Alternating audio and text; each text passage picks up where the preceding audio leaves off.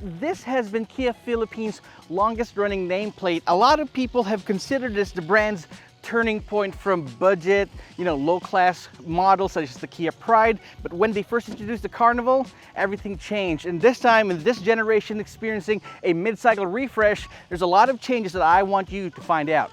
What's going on, guys? Roy Robles here for Zigwheels.Ph. Today we'll be doing a first look at the mid-cycle refresh 2025 Kia Carnival.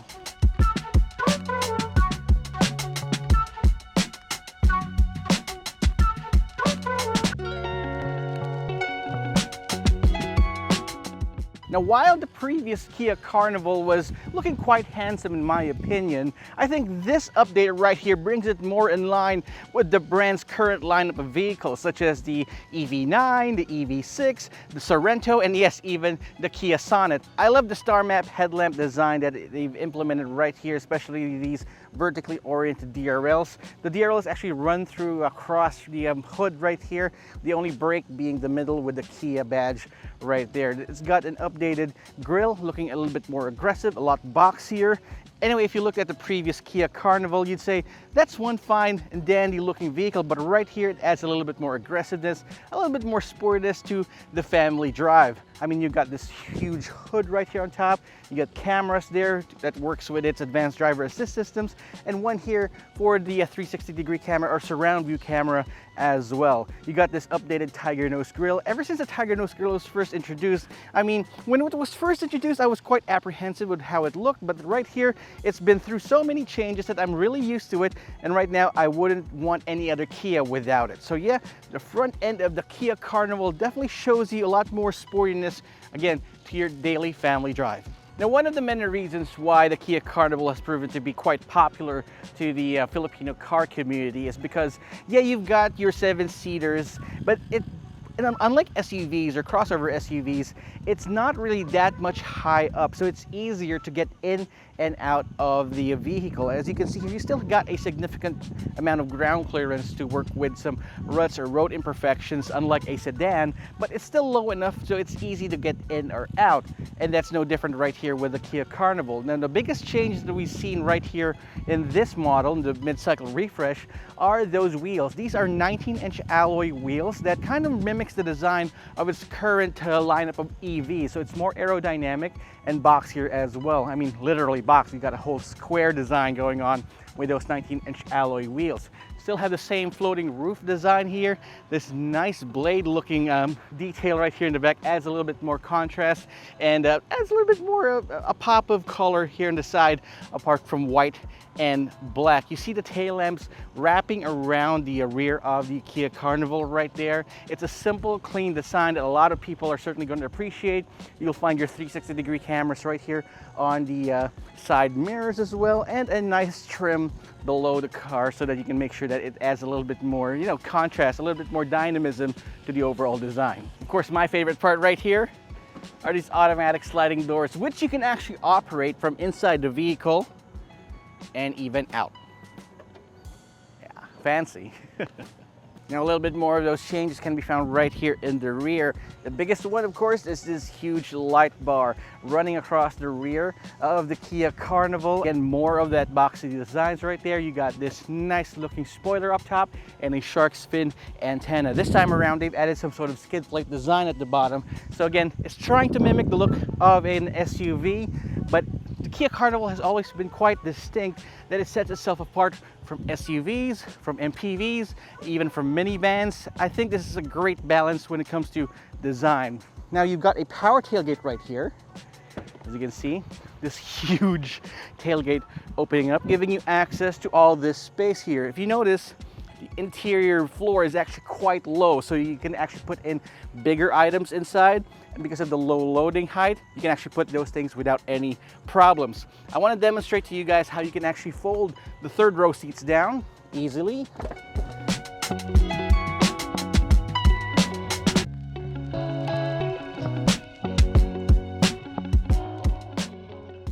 So once you have the third row seats folded down, you got all this space in the back, pretty much like, almost like a pickup truck. As I've mentioned, the Kia Carnival caters to a market looking for SUV looks, but with minivan functionality and street cred. And I think this thing offers the perfect balance when it comes to the exterior looks. Now, let's take a look at the inside, because there's a lot of things to play with the Kia Carnival. See what I mean? Getting inside the Kia Carnival is easy. That was dangerous. I had to close the door even before I went in. Anyway, yes, once you're inside a Kia Carnival, I started off with the second row seats because this is where all the magic happens, if you know what I mean. The seats are one of the most customizable and adjustable seats I've ever seen in any other car, because it doesn't just go forward and back, it leans forward and down. It doesn't just have an ottoman, but it has this feature right here. So if you don't want to get too close to your passenger, or if you have an LQ or something, a lover's quarrel, you can just move away and just do that until someone budges, and once you're all good, you can go back together. Anyway, these seats are amazing. These black leather seats, I mean, they feel so plush. I mean, there you go. These are captain seats, by the way, so you got these armrests. Let's not continue the review. I just want to sit here because check this out. The headrests are curved in a way that actually rests your neck this way, where you can just relax without any problems. This is how you're gonna live. I mean, most Kia Carnival owners that I know of actually don't daily drive or don't drive the cars themselves. They got their own drivers, or the kid drives them themselves, because of how plush these seats really feel. These buttons are actually the instant relaxation buttons, so you want to adjust the seats yourself. These buttons right here. Oh, see, just hold them, and then your head is seated right below the AC vent. Okay, let's not continue the review. This is too much. This is too comfortable. There you go. See, just one button, and it instantly brings you up and tells you, and brings you back to reality. So you've got USB ports everywhere. The USB ports are actually mounted right here to the seats. The right side rear passenger actually has access to these buttons. So if you click these buttons, you can actually adjust the front seat. So if you need even more space to lounge around, or if you're mad at the guy sitting here, you can just adjust it right there to your preference. By the way, you've got controls for your own AC. This isn't a single climate control. It's not dual climate control. It's triple climate control. So you've got your own ecosystem inside. You got your own temperate climate inside. If you want to access heat there, if you want to put cold air here and create your own typhoon storm, or create your own storm system, you can do so. One more thing that I appreciate about this: cooled seats. Cooled seats on the second row. Oh wow. Cooled and heated seats. I mean, if you're crazy enough, you could activate the heated seats, but oh wow.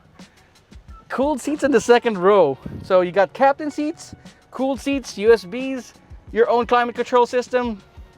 Insane. I'm not gonna test the third row seats anymore because that's not what this car is for. You can put the kids right there in the back, but for me, this place is perfect. This is just gonna be a first look, guys. I'm not gonna dig too deep into all the features right here.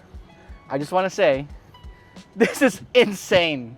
If you want to get your own, luxury liner on the road, on a budget, I mean, really, you could do so much worse in a Kia Carnival. Let's go in front. Let's go to the front row. I'm going to explain a couple of features right there while we're driving, and let's get ahead. All right here we're in the cockpit, if you may, of the Kia Carnival. This 2.2-liter diesel engine has been proven, tried and tested by Kia. It's a 2.2-liter turbocharged diesel engine with variable geometry turbo, or VGT. Guys, this engine needs no introduction. Anyone who knows of a Kia knows that this engine is powerful, it's fuel efficient, and pretty strong as well, pretty durable. I mean, you got an 8-speed automatic transmission, which gives it this smooth ride all in all, and it is definitely one of the smoother transmissions out there. I mean, again, why fix it if it ain't broke? Power is available at all times. You got eco, normal, sport, and smart modes. Putting it in sport mode will add a little bit more extra oomph, and Yeah, there we go. All 440 horsepower will be available to you. Anyway, yes, but my ideal drive mode will always be in eco when it comes to these types of cars.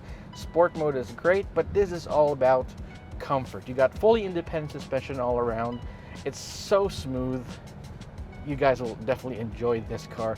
In fact, I had to double check myself on what type of engine is under the hood, because it's just that darn smooth. NVH levels are top notch. You can barely hear the diesel clatter coming through the cabin. It is, but for all intents and purposes, a really luxurious minivan. Inside here, you've got leather seats all around. I love the 12.5-inch touchscreen infotainment system and a 12.5-inch multi-information display. So instead of having separate pods for two screens, it's got one big housing, putting all those 12.5-inch screens there. It is just quite a sight to behold. I mean, Kia has always been great when it comes to its touchscreen infotainment systems here, and this is of no exception. In fact, it must have had leveled up because it's so smooth. Everything is within reach, and it's very readable. I mean, even if you need to dig through some menu systems, you can easily find it because of how intuitive these icons are. Plus, it still has a volume knob and physical buttons. Let me talk to you about that.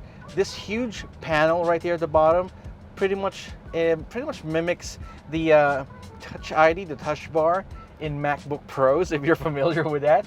It gives you contextual menu buttons. So at this time, it gives you menu buttons for your AC. And if you press this other button right here, it gives you more buttons for different menu items apart from that. So you got your home, map, search. Controlling this screen right here is easy. And this knob here actually doubles as a volume knob and an air conditioning control knob. That's crazy. And it doesn't look uneven as well.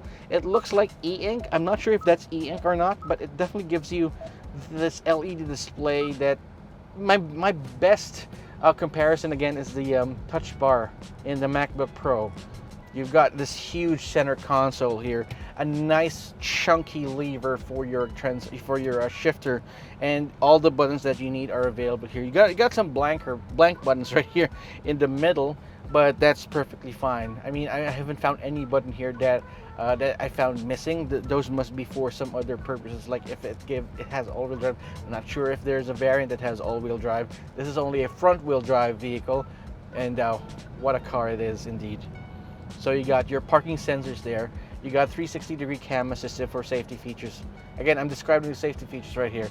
Parking sensors, 360-degree camera system, forward collision warning, emergency braking, anti-collision mitigation system. You got adaptive cruise control, traction control.